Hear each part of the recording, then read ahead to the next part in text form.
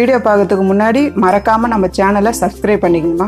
அப்படியே பக்கத்தில் இருக்கிற பெல் பட்டனையும் ப்ரெஸ் பண்ணிக்கணுமா. வணக்கம்மா. இன்னைக்கு நம்ம வீடியோவில் ஒரு சூப்பரான மதுரை ஸ்டைல் கார சட்னி எப்படி செய்யுதுன்னு பார்க்க போகிறோம். வாங்கம்மா நம்ம வீடியோவில் பார்க்கலாம். பேன் வச்சுக்கோங்கம்மா. ஆயில் போட்டுக்கலாம். கொஞ்சமாக ஆயில் போட்டுக்கோங்க. வெங்காயம் தக்காளி வதக்கிறதுக்கு தான். எண்ணெய் சூடாகிடுச்சிங்கம்மா. 6 காஞ்ச மிளகாய் போட்டுக்கலாமா. மிளகாய் வந்து கொஞ்சம் நல்லா வதக்கி விட்டுருங்க. மிளகாய் கொஞ்சம் சிவந்து வரணும். ஒரு 10 பல் பூண்டுமா தோல் உரிச்சிட்டு ஆட் பண்ணிக்கங்க. பூண்டு போட்ட உடனே 2 பெரிய வெங்காயம் நறுக்கி வச்சுருக்கேன், போட்டுக்கலாம். வெங்காயம் வந்து நல்லா வதக்கிடுங்கம்மா. வெங்காயம் வந்து பெரிய பெரிய சைஸாகவே கட் பண்ணிக்கணுமா, ஏன்னா வந்து நம்ம அரைக்க தான் போகிறோம். பாருங்கம்மா, வெங்காயம் வந்து நல்லா வதங்கிடுச்சு. இந்த டைமில் நறுக்கி வச்சு பெரிய தக்காளி 3 இதை போட்டுக்கலாம். வெங்காயம் தக்காளி நல்லா வதக்கிடுங்கம்மா. கொஞ்சம் உப்பு போட்டு வதக்கிடுங்க, சீக்கிரமாக வதங்கிடும். பாருங்கம்மா, வெங்காயம் தக்காளி நல்லா வதங்கிடுச்சு. இந்த மாதிரி நல்லா வதங்கிடணும். அவ்வளோதாம்மா. ஸ்டவ் ஆஃப் பண்ணிவிட்டு ஆற வச்சு நம்ம அரைச்சிக்கலாம் மிக்சியில். பாருங்கம்மா, வெங்காயம் தக்காளி நல்லா ஆறிடுச்சு. இப்போ நம்ம ஜாரில் ஆட் பண்ணிக்கலாம். பாருங்கம்மா, நல்லா மிக்சியில் நைஸாக அரைச்சிட்டோம். இந்த மாதிரி நைஸாக அரைச்சிடணும். இப்போ இதே பேன் வந்து யூஸ் பண்ணிக்கலாமா. வேறு பேன்லாம் வைக்கணும்னு அவசியம் இல்லை. நல்லெண்ணெய் 2 ஸ்பூன் அளவுக்கு ஊற்றிக்குங்க. கார சட்னி வந்து நல்லெண்ணெயில் தாளித்தா ரொம்ப நல்லாயிருக்குமா.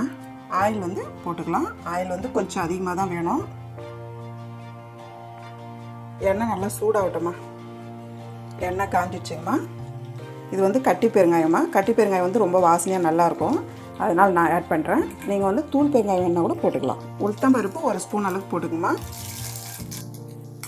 உளுத்தம்பருப்பு கொஞ்சம் செவந்து வரணும், நல்லா கலர் பொன் நிறமாக வரணும். பாருங்கம்மா, இந்த டைமில் கடுகு உளுத்தம்பருப்பு போட்டுக்கலாம்.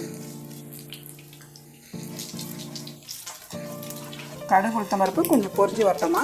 பொடியை நறுக்கி வச்ச ஒரு வெங்காயமாக போட்டுக்கலாம். வெங்காயம் வந்து கொஞ்சம் நல்லா வதக்கிடுங்க. கருவேப்பிலை தேவையான அளவுமா. கருவேப்பிலை எக்ஸ்ட்ரா கூட போட்டுக்கலாம், ரொம்ப நல்லாயிருக்கும். கருவேப்பிலையோட வாசனை ரொம்ப நல்லா இருக்குமா. பாருங்கம்மா, வெங்காயம் நல்லா வதங்கிடுச்சு. இந்த டைமில் வெங்காயம் தக்காளி அரைச்சி வச்சுருக்கோம் இல்லைங்களா, அதை வந்து நம்ம ஆட் பண்ணிக்கலாம். பாருங்கம்மா, இந்த ஜாரே வந்து கழுவி ஊற்றிக்குங்க, வேஸ்ட் ஆக்காதீங்க.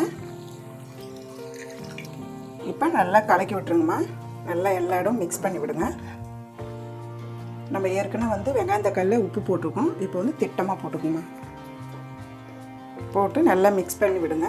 கிளறி விட்டுட்டு நம்ம 5 நிமிஷம் மூடி வச்சா மதுரை கார சட்னி ரெடி ஆகிடும். 5 நிமிஷம் ஆயிடுச்சிங்கம்மா, பார்க்கலாம். பாருங்கள், சூப்பராக இருக்குது சட்னி. ரொம்ப கமகமும் நல்லா வாசனையாக இருக்குமா. எனக்கு மாதிரி கிளறி விட்டுருங்க. இந்த எண்ணெய் பசை இந்த மாதிரி மேலே வரணும். அது வரும்போது நமக்கு தெரிஞ்சிடும் நல்லா கொதிச்சிருச்சுன்னு. இந்த சட்னி வந்து இட்லிக்கு தோசைக்கு ரொம்ப சூப்பராக இருக்குமா. நீங்கள் செஞ்சு பாருங்கம்மா, கண்டிப்பாக உங்களுக்கு ரொம்ப பிடிக்கும். நான் வந்து அப்பப்போ செய்வேன் அந்த சட்னி. என் பசங்களாம் ரொம்ப பிடிக்குமா. அவ்வளோதாம்மா, ஒரு சூப்பரான மதுரை கார சட்னி ரெடிமா. எப்படி இருக்குன்னு நம்ம டிஸ்பிளேயில் பார்க்கலாம். நீங்களும் வீட்டில் செஞ்சு பாருங்கள். இந்த வீடியோ உங்களுக்கு பிடிச்சிருந்தா லைக் பண்ணுங்கள், ஷேர் பண்ணுங்கள். உங்களுக்கு ஏதாவது டவுட் இருந்தால் கமெண்ட் பண்ணுங்கள். அம்மாவோட வீடியோஸை சுட சுட தெரிஞ்சுக்க மறக்காமல் நம்ம சேனலை சப்ஸ்கிரைப் பண்ணிக்கோமா.